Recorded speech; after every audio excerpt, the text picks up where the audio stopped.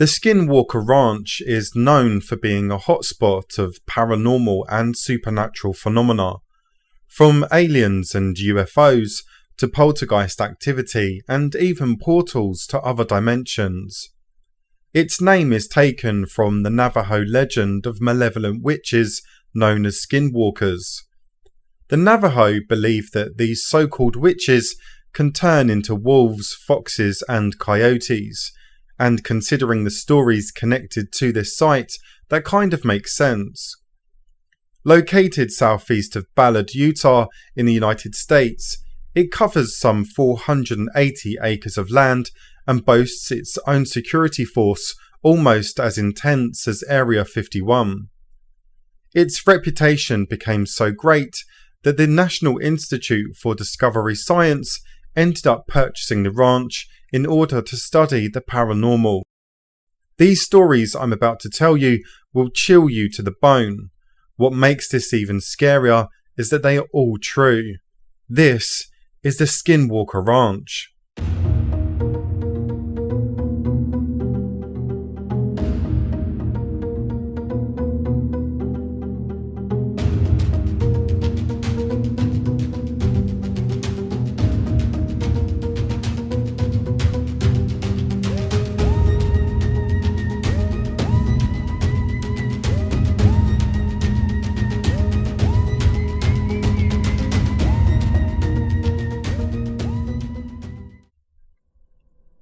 In 1994, Terry and Gwen Sherman purchased the property in hopes of establishing a cattle ranch.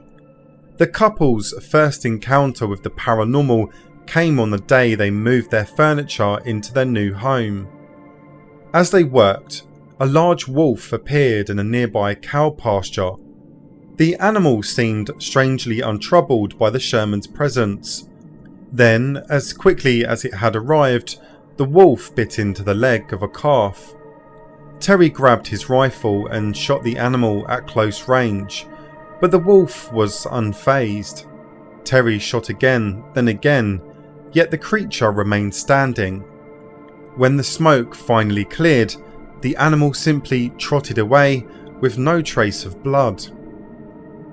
For the Shermans, this was merely the beginning of their strange experiences at Skinwalker Ranch. The family would wake up to find crop circles scorched into the ground near their home. Groceries were mysteriously repacked and reorganised throughout their kitchen. After a set of balls went missing, Terry discovered the animals crammed into a disused trailer in a seemingly hypnotised state. Another time, Terry saw what he believed to be an RV pull into the driveway. As he approached, the vehicle simply lifted off the ground and flew away. Disembodied voices chattered at the family in strange languages. Cows repeatedly vanished, only to turn up killed and mutilated. After chasing a floating orb of light, a trio of ranch dogs disappeared into the night. Needless to say, the Shermans did not find the ranch a particularly welcoming place. Every family member had trouble sleeping, and when they did sleep, they were troubled by nightmares. In the morning, the Shermans awoke and discussed their identical dreams. To ease their minds, the family began sleeping together in the main room of the house. Luckily, after just 2 years, the Shermans were offered a deal they were only too happy to accept. In 1996, they sold their land and left the property for good. Just who could be interested in purchasing such a mysterious place? Billionaire Robert Bigelow, to be precise. He is the founder of the National Institute for Discovery Science, a privately funded and now defunct research organisation of ufology and the paranormal. During the early days at the ranch, the NIDS team consisted of a veterinarian, a physicist and a biochemist. Even though the Shermans moved to a ranch 25 miles away, Terry Sherman agreed to stay on as the ranch manager. caring for the livestock that both he and the NIDS team brought in to act as bait for the paranormal activity. It wasn't until January of 1997 that activity at the Skinwalker Ranch began to escalate. Terry Sherman called with news of more activity. This time, instead of mysterious orbs, more cows had been mutilated. In the midst of an intense snowstorm, with temperatures plummeting to -30 degrees, 3 calves were found with odd wounds on their ears and eyes. 2 of the calves had circular spots cut out of their eyelids, while the 3rd calf's ears had been shredded as if cut with scissors.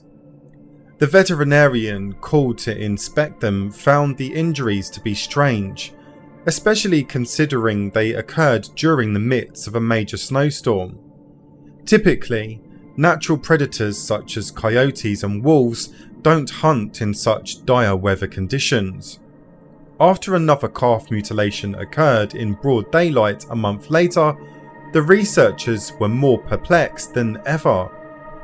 As they stood at the scene, scratching their heads in wonder, they noticed the mother cow standing nearby. She had her head down and was in a state of agitation, having witnessed something the researchers could only guess about. The team veterinarian inspected the calf, coming upon a strange discovery. One of the calf's ears was missing. It had been cut neatly down the skull and not torn off. If a predator had done this, the flesh would have been ragged and ripped, but this one was removed with surgical precision. Even stranger, the ear that was removed had sported a large yellow tag that was used to identify the cow. They searched the entire ranch looking for the tag, but never found it. It was almost as though the unseen predator was taking souvenirs, like some maniacal serial killer.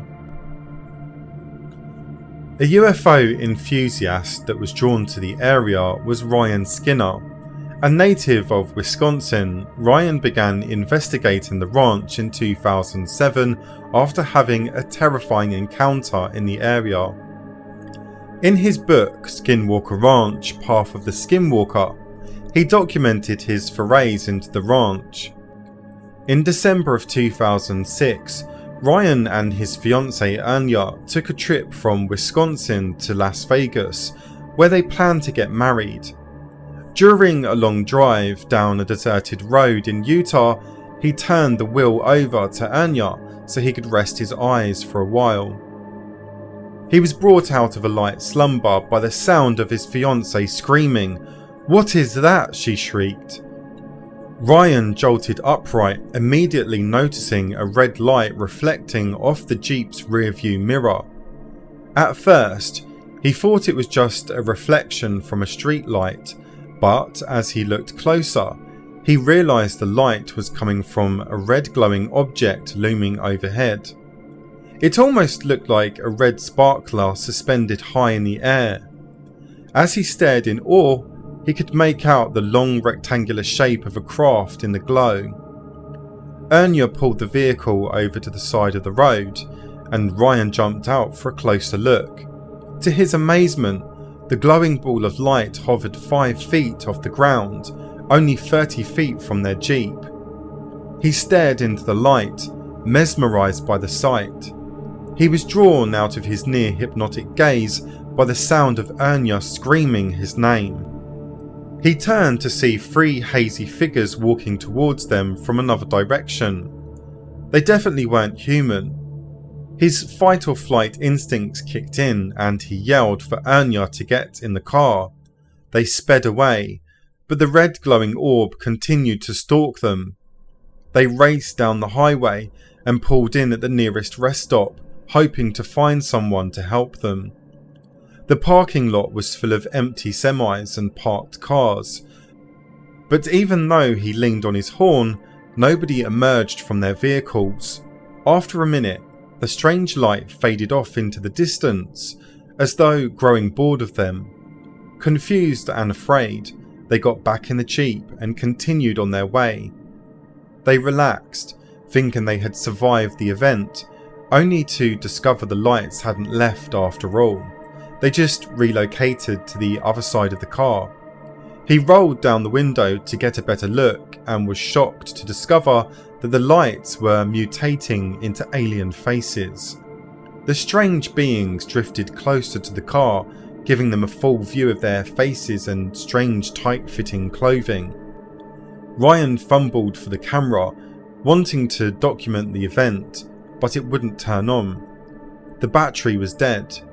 It was definitely time to get out of there. The entities outside the window were clearly in control.